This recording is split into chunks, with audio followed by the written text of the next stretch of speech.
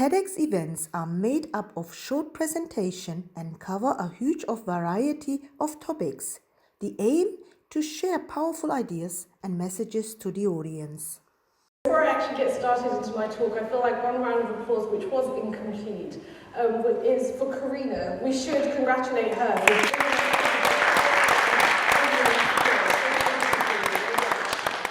So good morning everyone, and thank you for coming out on a Saturday. So my talk is actually going to begin with some labour on your part. So for the students, I hope you have your notebooks at hand. No? Okay, don't worry. Pull out your phones. Everyone who's here, please, if you don't mind, can you please pull out your phone or just something that you can make a small note on. So I am going to be speaking about a planning and shaping a not so linear career path, but I feel like in order to do that, I want us all to be on the same page. So my question to everyone today, which I want you to write down the answer to, is if you could, just going to move over a little, if you could achieve anything after today, so tomorrow, if you could achieve something and reach for that one thing, what would it be? I want you to really think about this and commit to it, write it down. It could be anything. We live in a world where someone who's not an astronaut has been out into space, so actually nothing is impossible, right? So I want you to think on that level and think of something that you really want and put that down. I'm going to give you a couple of seconds more. See the horizon. Okay, thank you. Once you've written it down, park it, keep hold of it because we are going to come back to that. Now, as Karina has kindly already introduced me, I am a lawyer in the UK, and just to give everyone a bit of a distinction in what it means to be a lawyer in the UK. So you can either be a barrister or a solicitor. Do we have any lawyers in the house, just out of curiosity? Just a quick show of hands, yes. Okay. So you can either be a barrister or a solicitor. The oldest distinction, which used to be made, is a barrister wears a wig and a solicitor doesn't. And there are various other nuances, which I will not go into, but if we just have that in mind, that we do have two different career paths when it comes to committing to be a lawyer in the UK. When we think about what that means in terms of diversity, so the Solicitors Regulation Authority did the biggest study in 2017, where there are almost 200,000 solicitors who participated in this, and I believe it was lawyers that were in practice from 1970 up until 2016, so it was that catchment, sorry, they weren't practicing that entire period. And what they found is over that year, the amount of solicitors that were enrolled, when they broke down the statistics in terms of diversity, 48% by 2017, 48% were women, so that's still not quite 50%. 21% belonged to some kind of BIM community, and 53% were the first in their family to go to university. What that means in practical terms is when you think about the starting point or the starting line in a career, so if this is the starting point on becoming a lawyer, if you're a woman, you take a step back, right? If you're from the BAME community, you don't take a step back, you take a step aside.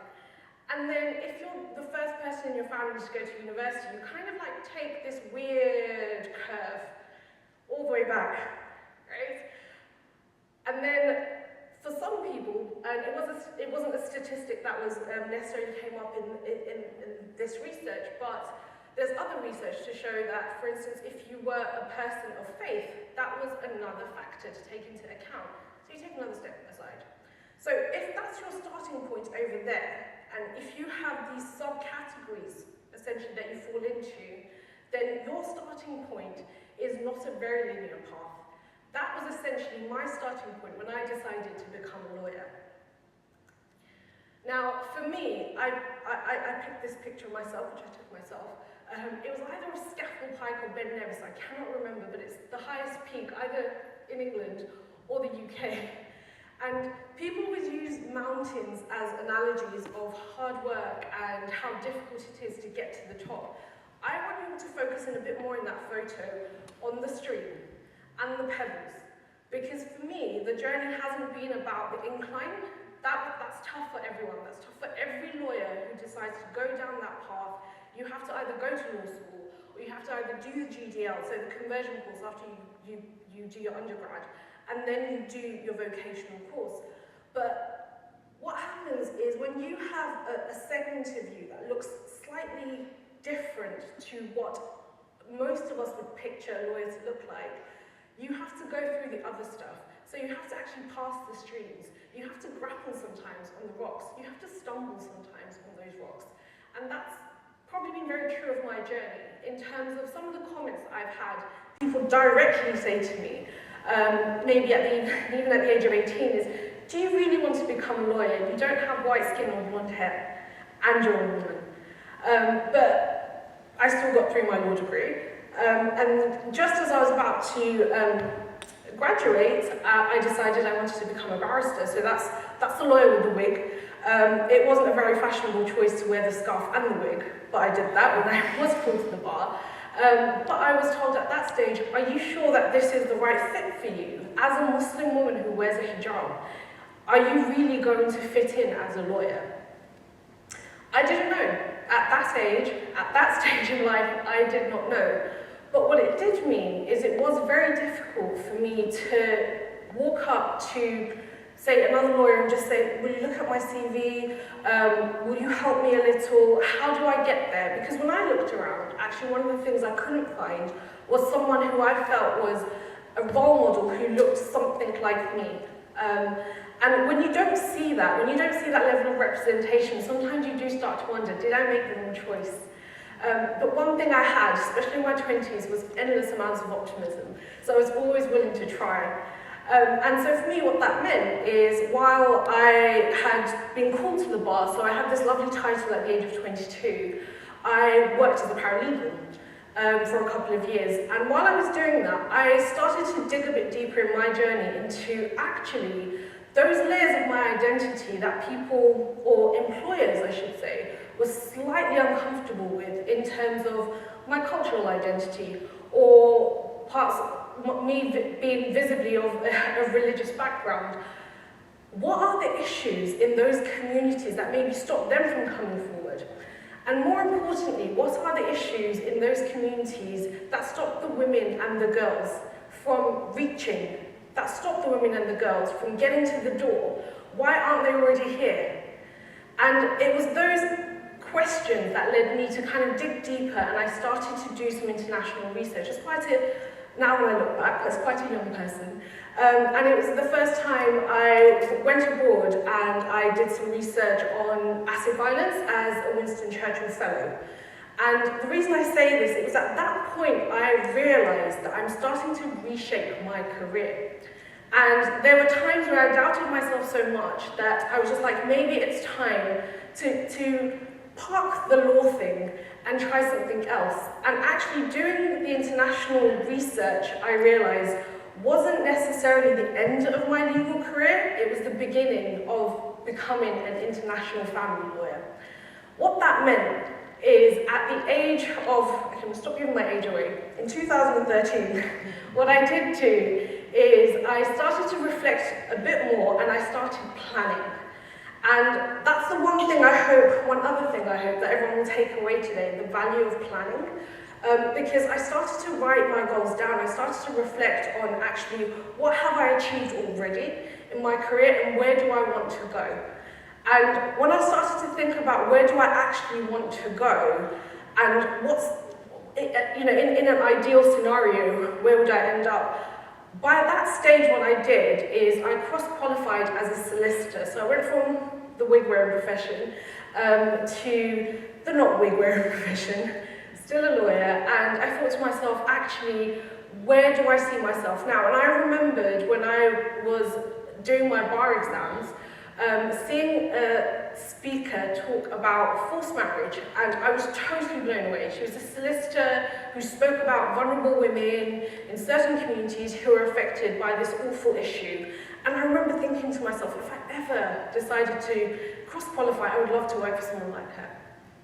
So what I did is, in my impossible list, I decided that I was going to apply for a job there. Just like, let's give this a go. So I'd done my cross-qualification exams, did that for myself, and just put a speculative app out there, emailed the firm, and I got a response. And for me, not only did I get a response, I was given an interview date and asked to go into the law firm. I turned up to the law firm, and lo and behold, I was interviewed by this woman. The lady who I saw speaking at this event, essentially she was one of my heroes. She was, still is, one of my heroes. And it was the most terrifying experience ever, because I remember turning up being like, I have all these great things to say, but why is my mouth not moving?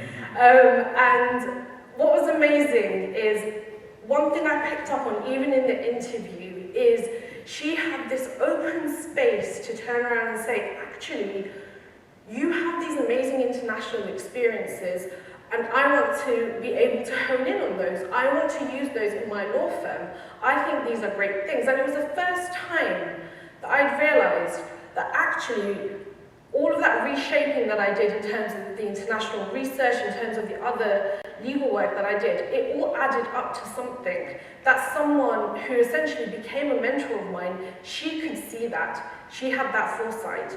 And she really gave me that space to grow. And she really gave me that space to dream and become this lawyer like I didn't know I could be. So the other key thing I would say is when you are planning your journey is think about who your mentors are. I'm such a huge believer of mentorship that I think you need to be able to see aspects of yourself, if not all of you. Think about the work that that person has achieved and run towards them.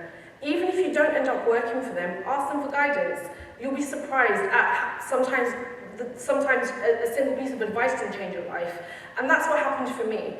And what I absolutely have loved, I suppose, as being an international child abduction lawyer, working for Amory, Hutchinson, LL.B, the best part of it is every time I thought I'd slightly sidestep from the legal profession or go and do some kind of research, as my mentor, she didn't shut the door on me and say, go do that, the door is closed for you. She was like, and Shabina, how can I support you? To the point where she gave me a year out so I can do some child marriage research as a Fulbright scholar in the US. I went to an Ivy League university, did that, she kept my job open for a year. That's the power of working with someone who will actually channel your energy and become a mentor to you. So I'm a huge, huge advocate for that. And for me, it has been an absolute privilege. And the other thing I would say is that I ended up having, and I am a huge believer of like working with your mentor, your hero. It's not just a dream come true, but it will shape you in a way that you yourself won't even recognize. And that's genuinely the person I believe I've become, and I genuinely do believe that's possible for everyone if you can focus in on that, and if you can plan, and if you can carry on in your path, even when you're grappling. That thing that you wrote down today, your answer, I hope you will take that away as a promise to yourself that you will make that happen. As long as you know what that is, as long as you focus, the journey, the path won't matter, you will keep reshaping that, but the commitment that you make, that could define you. So thank you very much for listening. These are my details. That's Ashwin's name, but these are my details. If anyone does want to reach out, or maybe tell me about what commitment you made to yourself. But all the best, everyone. Thank you.